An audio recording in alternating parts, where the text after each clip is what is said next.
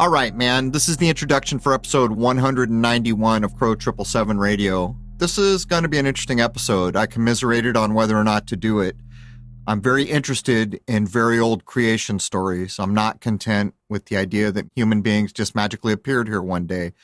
So for most of my adult life, I've tried to listen and record and learn something from indigenous people's creation stories. This one's going to be challenging, and there's no way to blunt the tip of it. As I began to do the research for the Bok Saga, it's like a swift kick in the head. It just is. It is what it is.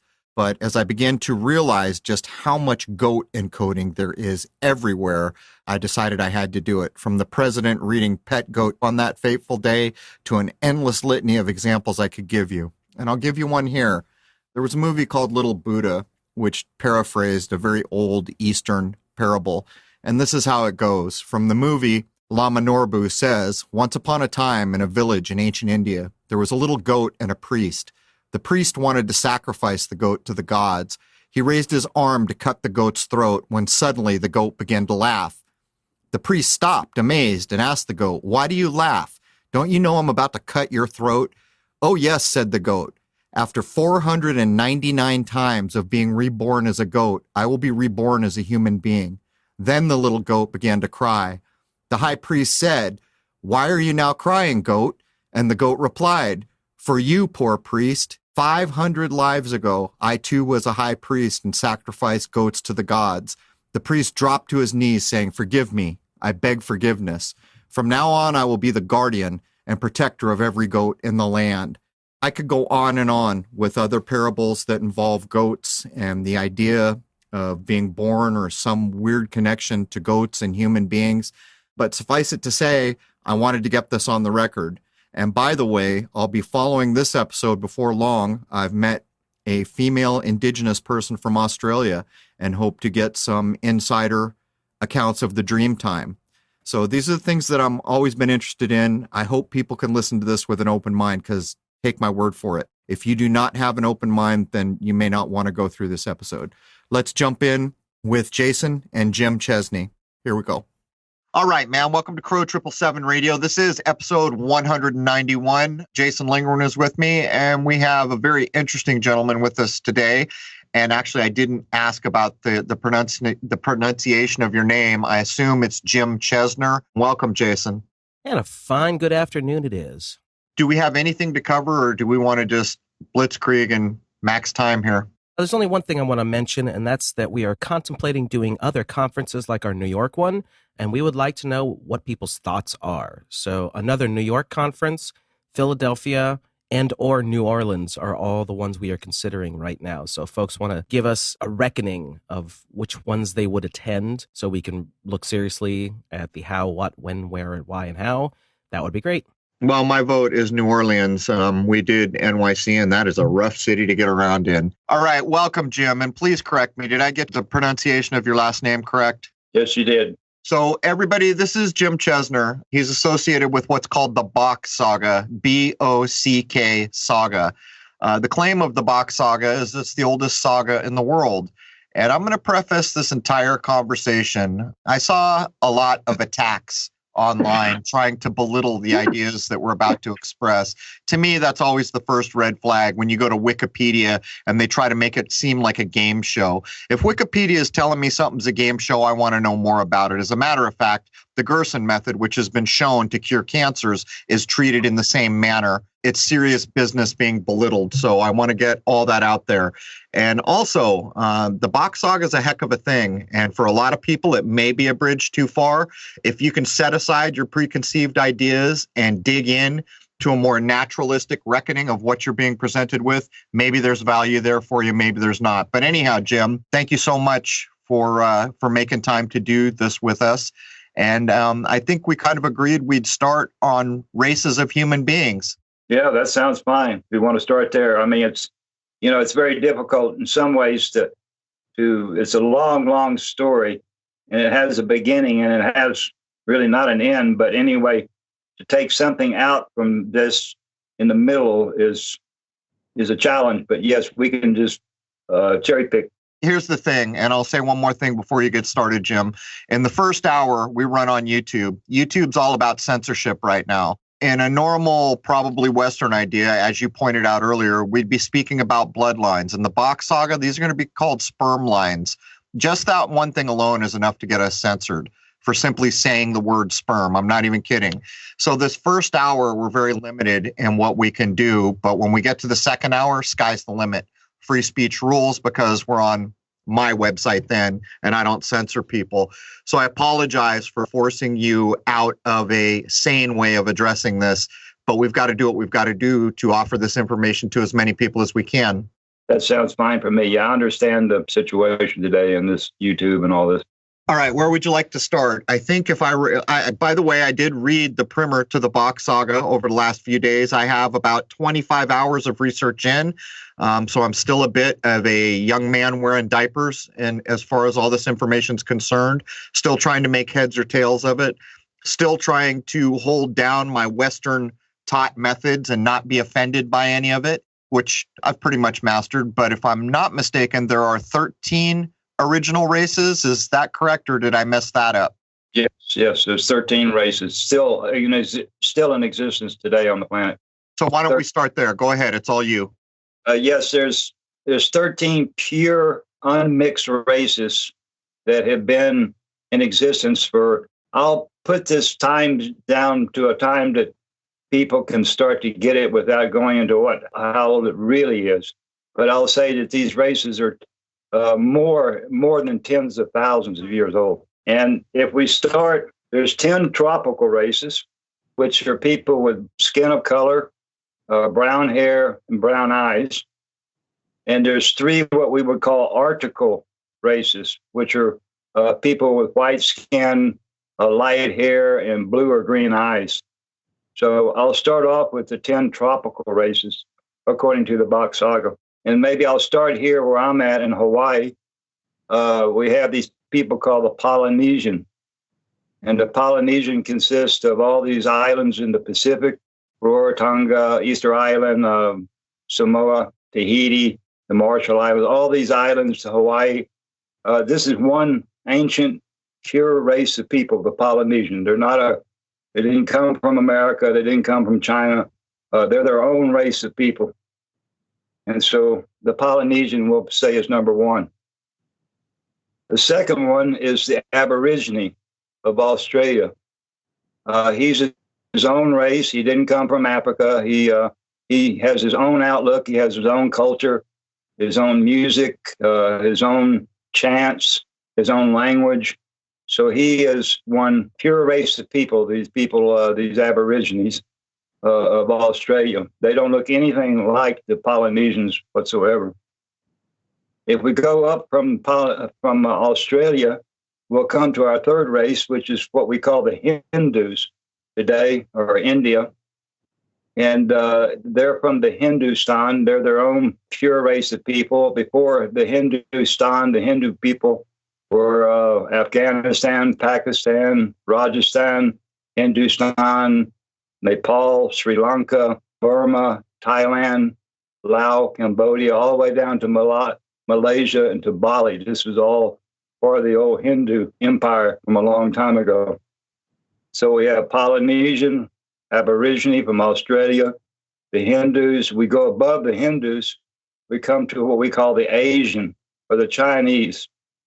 These people with this beautiful eye, they're my beautiful most beautiful eyes for me on the planet. And the Chinese, they're their own race of people. They don't look like the Polynesians. They don't look like the Aborigine. They don't look like the Hindu. So they're number 4, the Asian people. From there, we go over to what we call the old Hellas Empire, which is the whole Middle East, Greece, Egypt. And these people, today we call them Middle Eastern, but these were the Hellas people. And they're a pure race of people. They're not a mixed race.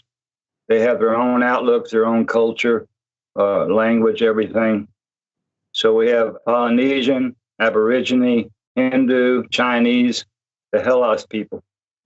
And from the Hellas people, we go over to what we would call the Roman Empire, which is also now a pure race of people. And this includes Italy, Spain, Portugal, Morocco, Libya, Algeria, all these countries around the Mediterranean, these beautiful people with this olive-colored skin and these beautiful noses, the Greek people. And from there, we go south into Africa, and we come to what we call the blue people. We today call them blacks, but the blue people, if you really look at their skin, it's blue. And they're their own race of people, the African people, beautiful people. They look nothing at all like the Polynesian, the Aborigine, the Hindu, the Chinese, the Greek, or the Roman. So they're the 7th race. And then we come to the Americas. We have 3 more tropical races. And this is the Inca in the south, the Mayan in the middle, and the Aztec in the north. So this is the 10 tropical races: the Polynesian, Aborigine of Australia, the Hindu, the Chinese, the Greek, the Roman, the blue people of South Africa, the Inca, Mayan, and Aztec. And these are ancient races. They still exist today. A lot of them have been mixed with other races, which before we didn't really mix races. We kept them very pure a long time ago. And then we come to the 3 white races, which are coming from the north of Europe, from the Scandinavia, from the Baltic area. And maybe we'll explain about how we became white from being brown, because all people were brown with brown skin and brown eyes in the beginning. The original white race is the Finnish and Russians. They're the oldest white race. The second race, from 9,035 years ago, 2 brothers jumped out from this original Arctic race. One was called Sven, one was called Dan. Sven went up and started Sweden. And from his line, his king house, comes the Norwegians, the Icelandics, the Greenland people, the Scottish, and the Irish. These are all coming out from Sven, from the Swedish line. And the third white race is the Danish line. And from the Danish line come the Germans, Switzerland, Netherlands, England, France. So all this white Europe come out from the north. And these are this 13. And there's also 3 mixed races between the white and the brown, the tropical. One is called the Mongol, which is a cross between Chinese and Russian white. The second is the Tartar, which is a cross between Hindu and Russian, the white. And the third is the Slavic. And the Slavic, or slave Slavic, is a cross between the Russian and the Hellas people, the Middle East people. So these are 3 of the mixed races today. All right, so let me jump in real quick here, and I'm going to preface a couple things. Ior Bok was the last in line of the Bok family, from where we get the Bok saga. He died in 2010. It is said in the Bok saga, or from other things that I've read and learned from Jim, that it took him 20 years for his mother and his aunt to transmit the Bok saga, which goes back to the beginning of time, is what the Bok saga is claiming.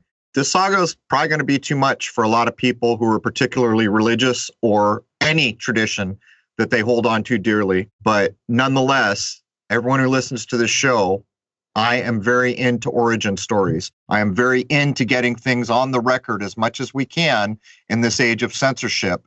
And as I mentioned, the last person in this line who kept this saga alive is now no longer with us, and Jim is 70 years old now. There are a few people who had the transmission given them.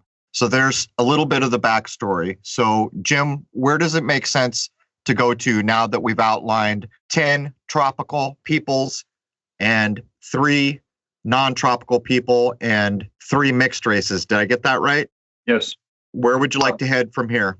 Well, I mean, we can go maybe to the beginning. Maybe it's nice to understand where the story comes from originally. Okay. So we could go back to where I'm making this as quickly as I can because we don't have so much time. It's a very, very long story. Like you said, it's a 20-year saga. I spent many years sitting with Eeyore to listen to this, as did some other people. And it's a story about who we are and how we got here. So maybe I'll give a short little story about the origin of the story. All right. Now, in this beginning part, Jim, I've got to warn you, this first hour is going on YouTube. If we say the wrong things here, all the people who could have had an opportunity to hear what we're going to say will not be able to because the video will be censored. So choose your words carefully, and anything that doesn't seem like we can do it in hour 1, we can certainly do whatever the heck we want in hour 2, where free speech rules. Okay? Okay. I mean, I don't know how to pull the punches. This is gonna, light up people's lights, no matter what you believe or what you think, because it's very different than how we are today. That's right. And so I guess I'm going to urge you. I mean, we're adults. We know what the next words out of our mouth will do. If it doesn't seem appropriate for hour 1, we'll just cover this when we come back in hour 2. And by the way, we can go long for things like this if we need to. So let's proceed, but let's try to proceed in a way that give everyone who can get to this content for free on YouTube an opportunity to at least be exposed to it and decide whether there's anything there for them. Okay. And I'm just going to have to tell it like I do. And I'll be very careful about my words.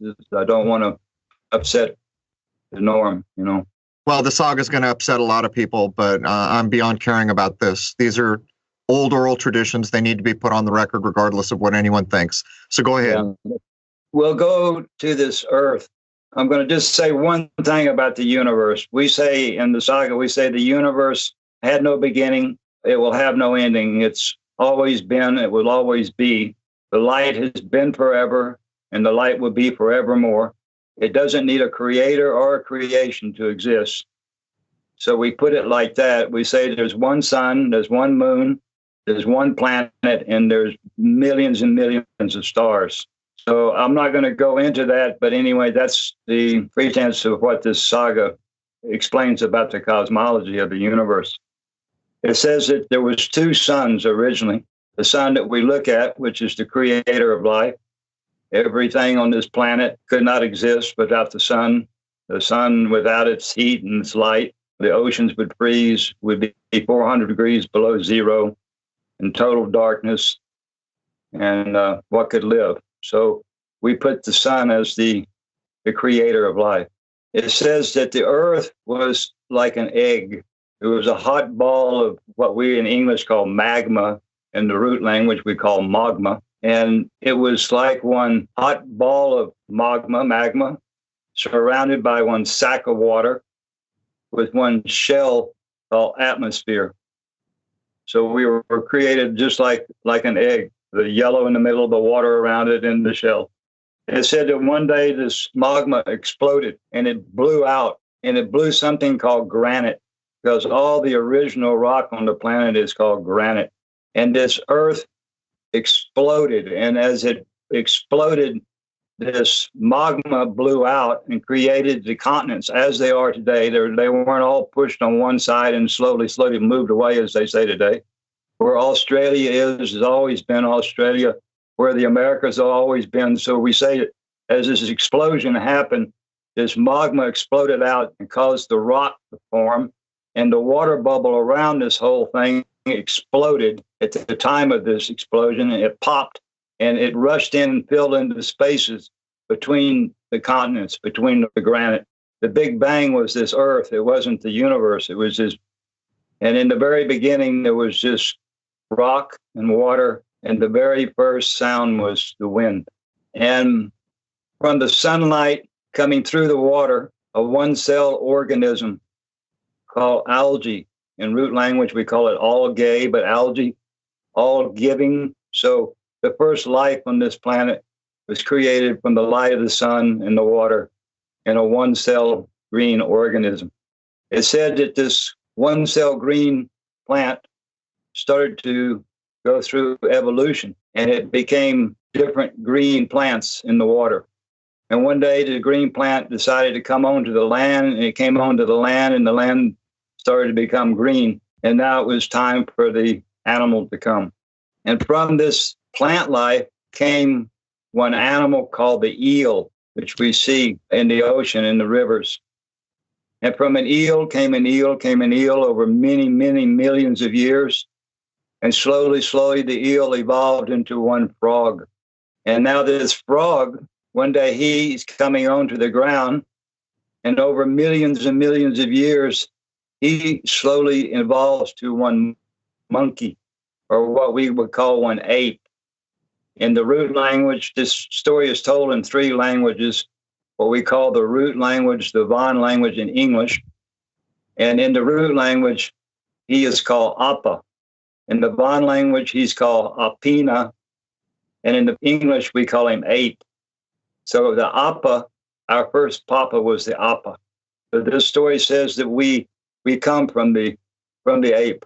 This is part of our evolution. And in the beginning, this planet was not tilted over as it is today. This axis of the planet was sitting straight vertical, it was sitting straight up and down. And the planet was spinning in centrifugal force. And at the very top of the axis of the planet, on one island, about 3 kilometers in front of Helsinki, it's still there today.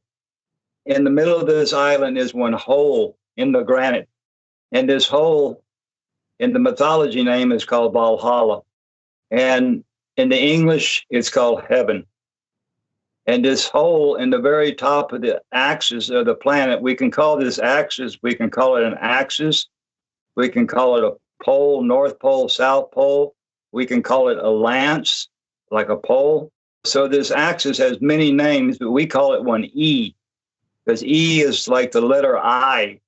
I is a pole with a dot above it. The dot above it is the North Star. So in this beginning of this earth, this axis, this E, was sitting straight up and down. And in the very top of the E is this hole in the granite, still there today.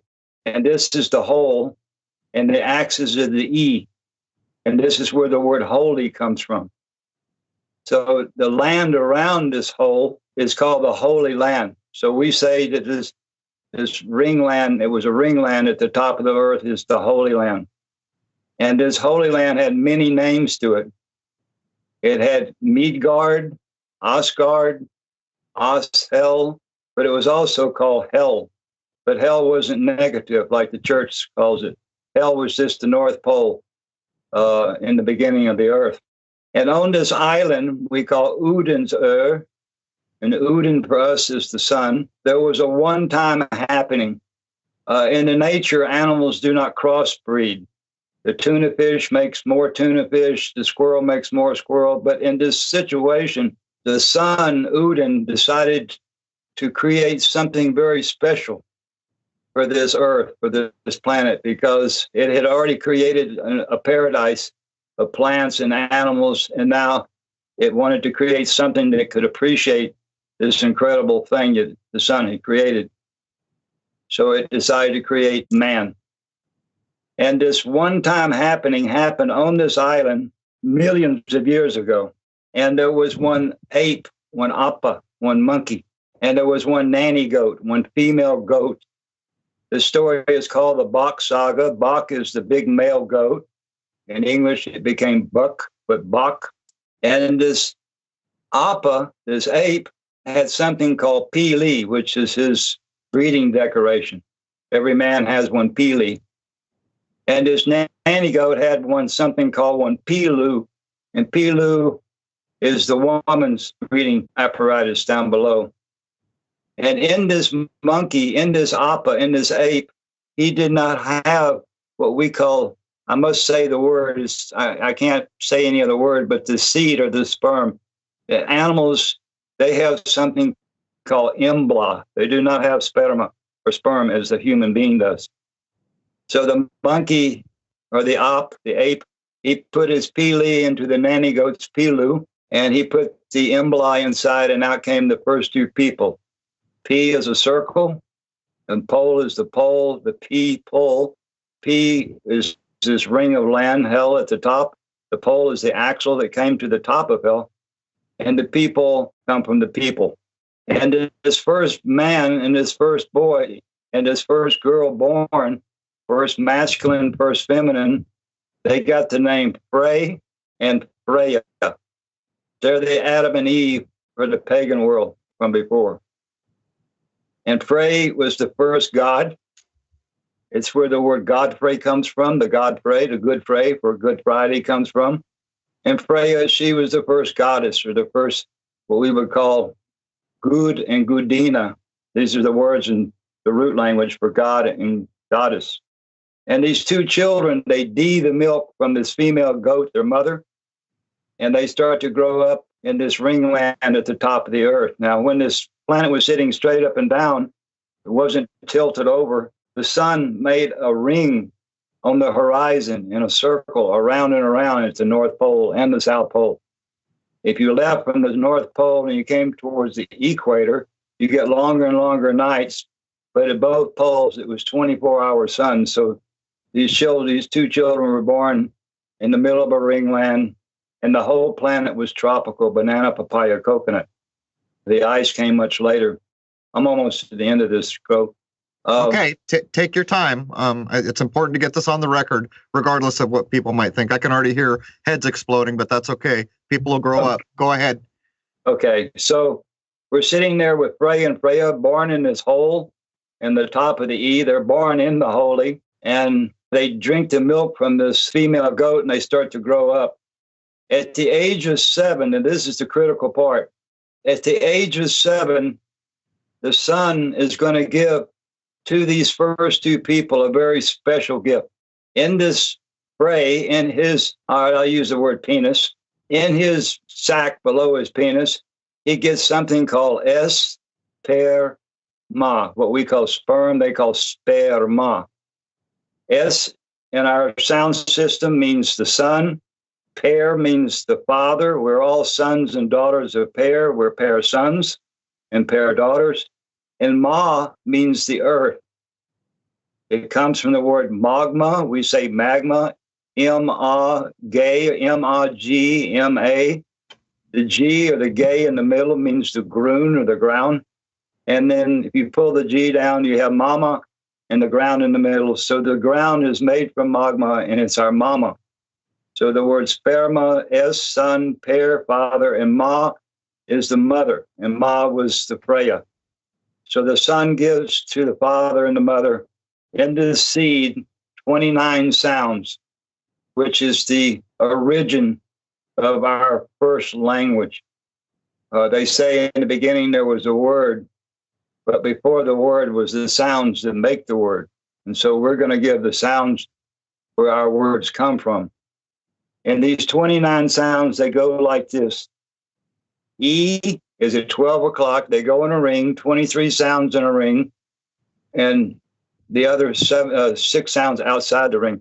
It goes E, A, B, C, D, A, F, G, O, E, Y, Ko, L, M, N, U, P, Q, R, S, T, U, V, X, E, Zeta, O, A, and So from these 29 sounds, Frey and Freya, they created the first language, what we call the root language, which this story is based in.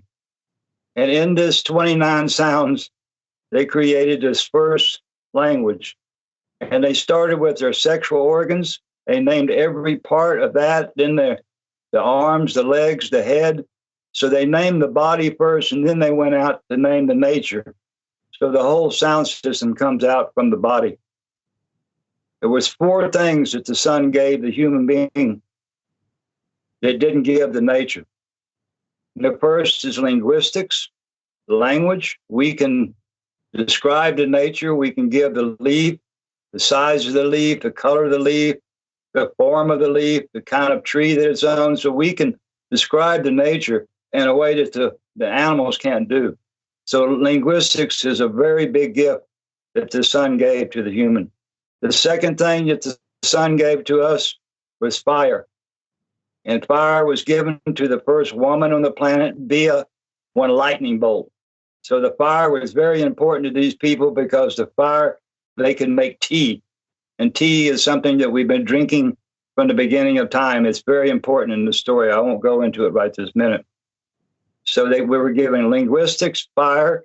We were given mathematics. The woman was given ma, te, ma, ti, mom, ma, te, ma. Ma is the female. Te is actually the tea that we were drinking. And ma is again ma. So the mama, the women were given the mathematics. And with this, mathematics is something that we create our lives around today. And the fourth thing that the sun gave us was the walking stick. It was a nature gift because in the nature, when the bird can't fly and the fish can't swim and the animal can't walk, it's their last day. They fall down and they can't go anymore. But when we woke up one morning and we couldn't walk anymore, we could get one stick and we could still hobble around for a few more weeks or months. So it was a very important gift to us, the stick. And it's a very big story, but this is as concise as I can make how this first two humans came about on this planet. All right. Well, that was a lot there. And thank you for laying that all down. And I guess I'm going to put an intro on this, Jim, that explains a few things. You know how the online culture is. If you hear something that doesn't agree with your belief system, hint, hint, them's fighting words. How old is this saga supposed to be, and how much documentation is there on it? Because a lot of the things that you've already mentioned are very 19th and 20th century science. Give me an example of what that would be. Well, you've mentioned the concepts of evolution and the cosmology, and those are things that definitely solidified in the 19th century and into the 20th century. Yes. I mean, this story, I'll just have to say, this story says the human race is more than 100 million years old. But is there documentation, like when you're talking about these concepts, were they trying to figure things out like evolution hundreds of years ago, long before Western man was trying to? No, this family knew it from the very beginning. It is inside the language. It tells about how we came from the frog and how we came from the eel and it's all inside the language. So the plan for the planet, the word planet has plan and et. And in root language, et means one and plan means plan. So there's only one plan in this planet. And so the planet is, it's also, if you look at a globe, you can see these lines that go down and around, which form a net. And if you know where you are in these longitude and latitudes, if you know where you are in that net, then you know that's the plan for the planet. So this story, yeah, it's in the language. It's where they get all this information. They weren't trying to figure it out. Let me offer a couple things, and you can correct me if I get it wrong, Jim. I've only got about 25 hours of research into the Bok Saga so far. The Bok Saga goes back as the oldest story, which is the claim. The oldest parts of it are referred to, if I'm not mistaken, as a myth. As we get up closer to modern times, it becomes labeled a his story or history to put a fine point on it. But clearly, when you're talking about algae and things like that, there were no human beings, even in the saga, to witness it. Maybe that's part of why that early part is called a myth. But I think the idea, Jason, and Jim, correct me if I'm wrong, once we start to get into the saga way, the claim is that there was the first family here witnessing and recording all this and using a sound system to ensure that the words were not changed and passing it on ear to mouth, ear to mouth, ear to mouth. No writing, no spelling. At one point in some of the research I did, it actually talks about the first time the black letter hits the white page and the idea of a way a human thinks starting to switch from sound-based thinking to spelling, if people can follow that. But did I get most of that close to the mark, Jim? Yes. Yeah, the written system completely threw our mind out of the natural way because, anybody can write anything down in black and white on white paper. There's nothing in the nature that has black and white on white paper. So Yeah, I mean, the word myth or meat or myth means a story, which can be true. Today we think about a myth as just some kind of fairy tale, but actually a myth is just a story, and it can be true or it can not be true. And logi means logic. So mythology is a story with logic. So today, when we read these mythologies, they don't make much sense. But in the Bach saga, the sound system tells the mythology. So it's actually a saga which is passed down from generation to generation in an oral tradition. It's a history of the human race. It's a mythology, which all these 13 races, they have 11 mythologies. So before we had religion, everybody went according to mythology. And in mythology, you have a god and a goddess. The religion threw the goddess out and only have a god. So if you look at all these ancient mythologies from everybody, they all have a goddess image. And these gods and goddesses weren't like the supreme creator God of the Bible. They really represent nature powers. So you have the god of thunder, the god of love, the god of agriculture, the god of the sun, the god of the sky, the god of fertility, and so on. You have the goddess of love, beauty, the earth, the moon, fertility. So these gods and goddesses of this mythology, they represented nature powers more than they did this creator God who created the universe in 6 days. Okay, so let me jump in real quick here. You know, it's sagas like this that if the censorship goes on the way we see it going, they're going to get lost. And we've seen what's happened to indigenous peoples and their stories. As a matter of fact, I'm hoping very soon to be able to talk with an indigenous Australian about the Dreamtime. I'm truly hoping that happens. I'm very interested in these old accounts. And here's the challenge for people. I can already see the same thing queuing up here. The people who think the earth is flat, having a problem with some portion of this. And to me, I'll just say a simple thing, grow up. This is probably very old information. And to me, it's important to get it on the record. And if you get stuck on simple little things like that, I don't know how you ever grow in this world. To me, every culture has something to offer. We're all human beings. We all have a commonality. So getting that out of the way, Jim, I think we have about 20 minutes left in the first hour. Where do you think it's prudent to go before we get over to where we can say anything we want? Well, I mean, you steer the ship. You decide where we want to go with this. I mean, I will say in the linguistics, as I said to you the other day about this flat earth, and we're not going to go into this flat earth. The linguistics in the root language, the earth is called grund. In English, it's called ground. And in our sound system, the G means the ground or the grund. And round means round and rune means round. So the ground is round in the root language. In the Van language, they call the earth Ma Palo.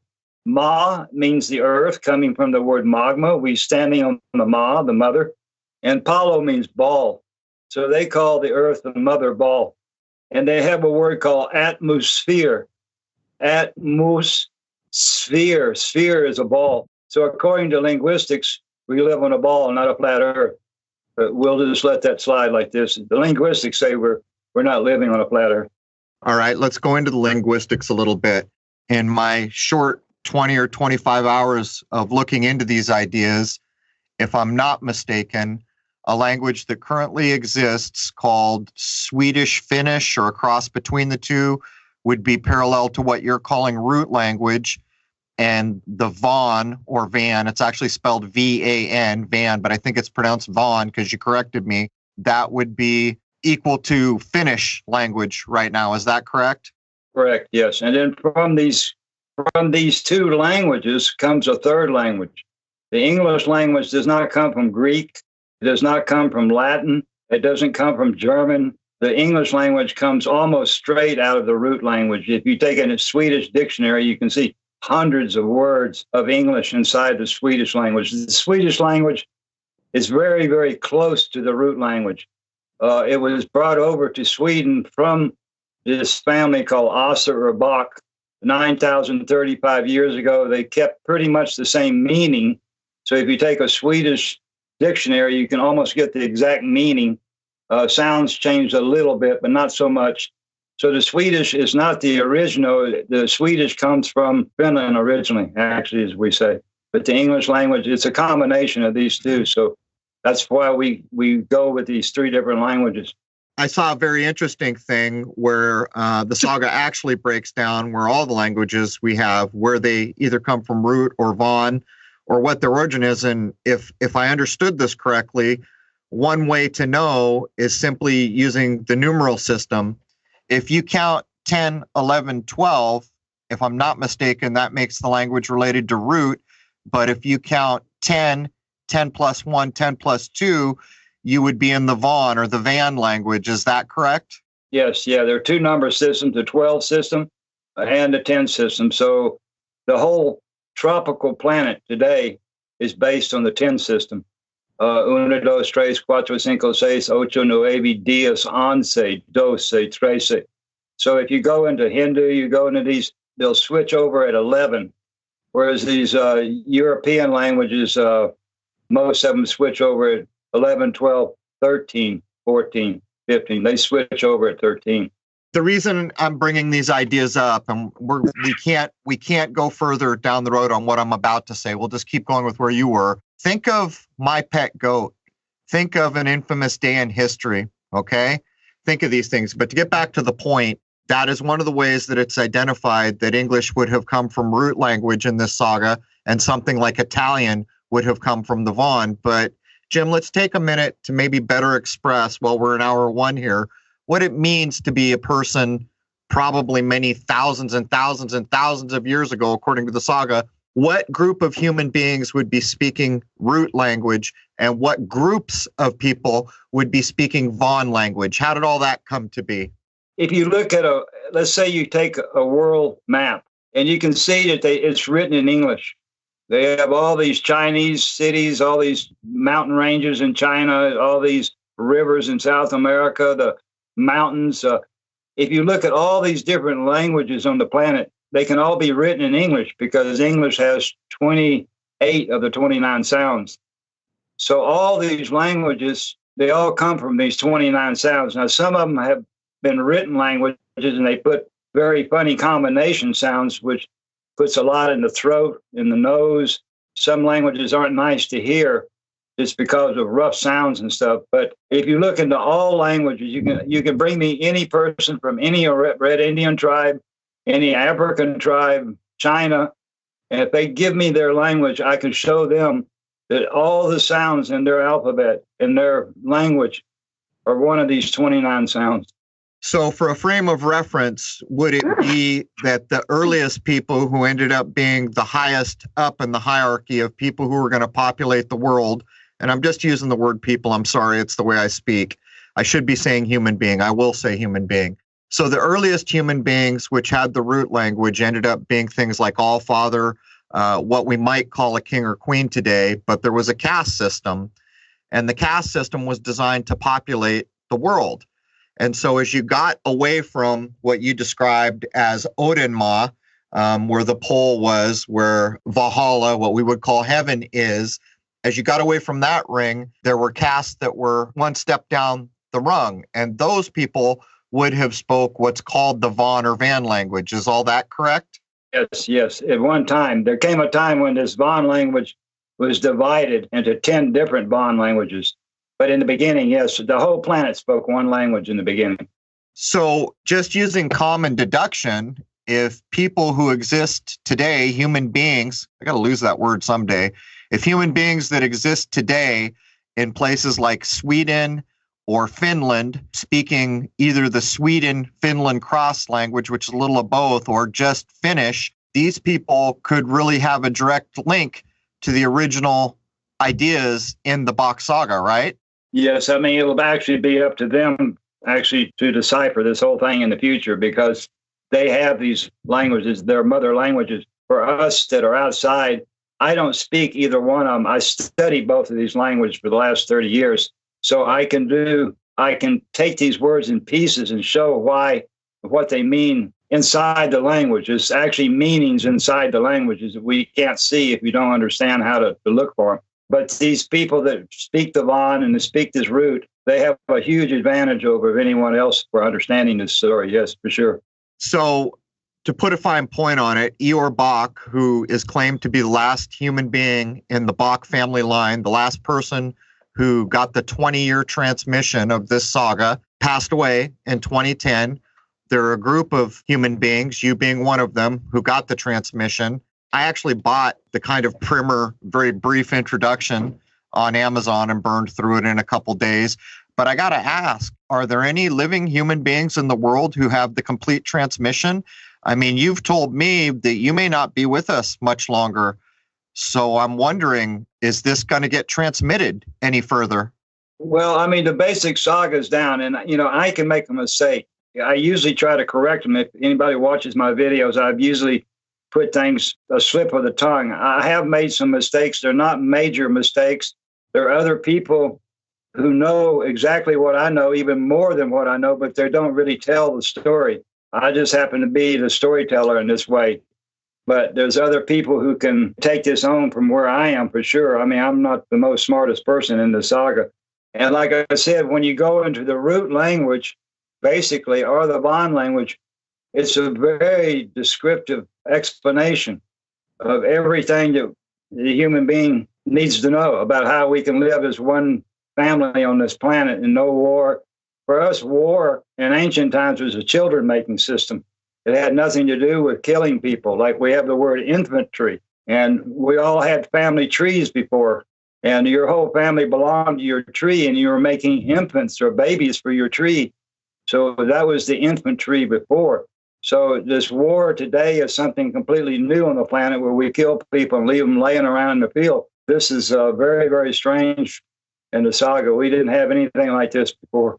It is a bit barbaric, to say the least, and I have for many years wondered why, because I served in the Marine Corps. They said infantry, and the word for baby, infant, was in there. Wondered about that a long time. Bach Saga seeks to add its source of what it could mean. All right, this is what I'm going to do, folks. It's going to be a little short in hour one, but I'm sorry. I'm tired of pulling my punches. I got to get over to my own server where Jim can express these ideas freely. And believe me, I'm an open-minded person. I don't let my beliefs rule my life. A lot of this it's stunning, to say the least. My main thing is things like this are important to get on the record, and more so now with all this ridiculous censorship, what I call the modern-day book burning going on.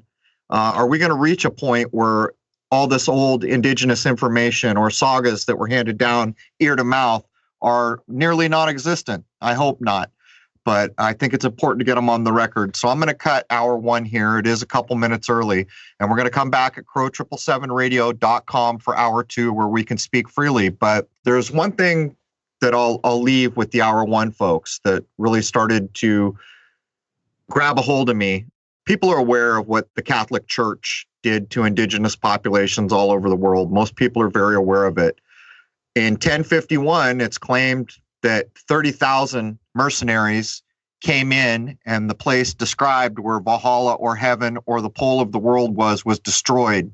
Everything was knocked down. The people were killed. It's claimed that a couple members of the Bach family escaped that, and that's how the transmission kept going. But that place, which we could refer to in the saga as Valhalla or heaven or any number of words, Asgard, Midgard, all these words that we kind of have in our lexicon to describe it, it was renamed. And the new name was Wolf Island. So when everybody's thinking about how shocking it is that a baby might be being suckled by a goat, well, what's the dang story of Rome? It's two boys being suckled by a wolf. You get it? Anyhow, they knock this place down, wipe everyone out, or this is the claim. I'm just repeating what's in the saga. And they rename it to Wolf Island, but the first 5 letters backwards is the word Jesus in Latin. These are the kinds of things that kind of stood out to me in reading the saga. But guys, I'm going to cut it here so that we can get over into a sane world where free speech can be utilized and we can actually talk about things that matter in this world. So, Jason, anything you want to add before I wrap up hour one? Well, I hope everyone who is only going to tune in for hour one can keep an open mind while they listen to the saga, because there's a lot of things to be learned here, whether or not you agree with everything 100%. Keeping an open mind is extremely important. You know, there's very few things in this world, maybe the sky clock, that interested me more than what I'll call indigenous creation stories or histories or oral traditions. These things are very important to me because I've learned so much from so many of them. It's a different point of view than someone snapped their fingers and magically humans appeared. I've always wanted to know, how long have we been here? How did we get here? What are we supposed to do here? And that's why I look to all these marginalized cultures who had a tradition, who had what we'll call myths or sagas that try to explain these things in some way. And I'll tell you another thing. In many of them, what you're hearing with your ears is only the surface, because you have to know a few things to decipher what's been put into it. But that does bring a kind of short first hour to episode 191 covering the Bach saga. When we come back, we're going to be able to just talk like normal human beings and say words like sperm without the word and mind police coming and threatening to shut us down. So I hope you'll join us all over at crow777radio.com. I think these things are important, but it'll be a test to see if this is even worth putting on YouTube or whether people just freak out. There it is, man. Join us at crow777radio.com for hour 2 of episode 191 covering the Bach saga with Jim Chesner, who was in the direct transmission line from Eeyore Bach, the last living member of the Bach family. There it is, man. Cheers.